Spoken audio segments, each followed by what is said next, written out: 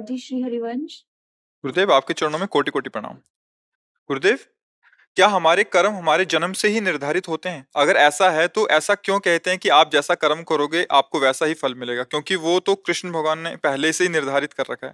महाराज जी, कृपया इस विषय पे प्रकाश डालिए। तो हमारा पहला जन्म थोड़ी है, हमारे बहुत जन्म हो चुके हैं। उन जन्मों में हमने दो प्रकार के कर्म किए हैं। एक कहते हैं कुकर्म, अधर्म युक्त पाप प्रवृत्ति, और एक कहते हैं सत्कर्म, पुण्य, भगवत भाव, आराधना। दोनों प्रकार के कर्मों का परिणाम अलग अलग होता है। दुख, विपत्ति, संकट, नरक, शरीर में भयानक रोग, दंड, ये पाप कर्म, कुप्रवृत्ति, अधर्माचरण से होता है। यश, कीर्ति, स्वस्थ शरीर, अनुकूल व्यवस्था, जो चाहो वो हो जाए, ऐसी पुण्य भावना, तो वो जो आपका सत्कर्म बना है उसका फल है।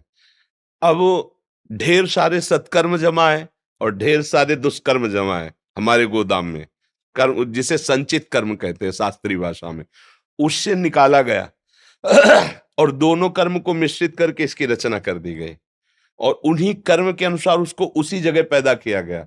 जैसा कर्म का हिसाब, मान लो निकृष्ट कर्म पापाचरण अधिक है, थोड़े पुण्य है, तो मनुष्य तो बना दिया गया, लेकिन ऐसा बना दिया गया घृणित स्वभाव, गंदी आदत, बहुत नीच कर्मों में रत, ना कहीं सत्संग है, न कहीं स्वाध्याय है, न ब्रह्मचर्य है, न साधना है, बस वो खाओ पियो लूटो मारो हिंसा व्यभिचार, ऐसा वो भी तो मनुष्य है।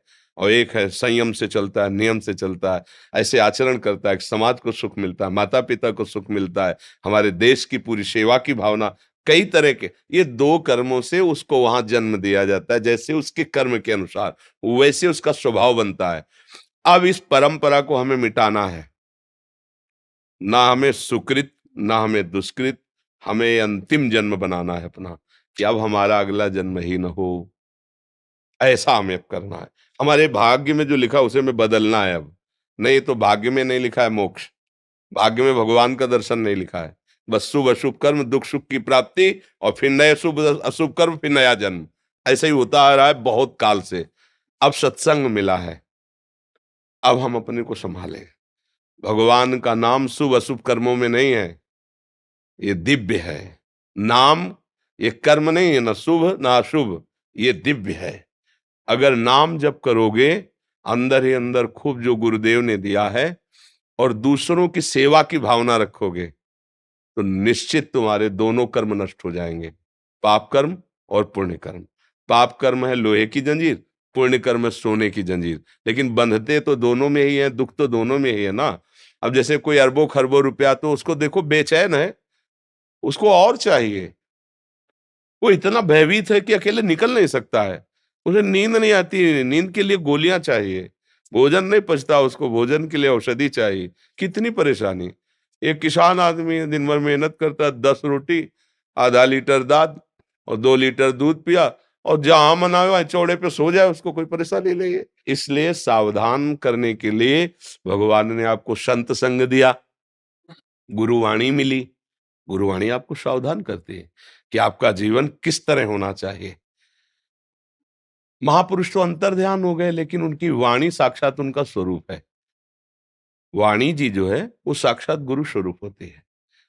गुरु ग्रंथ साहब जैसे ना, ये साक्षात गुरुदेव है। उनकी वाणी मान लो, उसके अनुसार आचरण करो, नाम रूपी जहाज पे बैठ जाओ, पार हो जाओ बहुत समुद्र से। अब तुम्हारे भाग्य खुल जाएंगे अगर बात मान गए। नहीं मान गए तो फिर शुभ और अशुभ कर्म तुम्हें भोगने ही पड़ेंगे। अवश्य में भोक्तव्यम कृतम कर्म शुभाशुभम।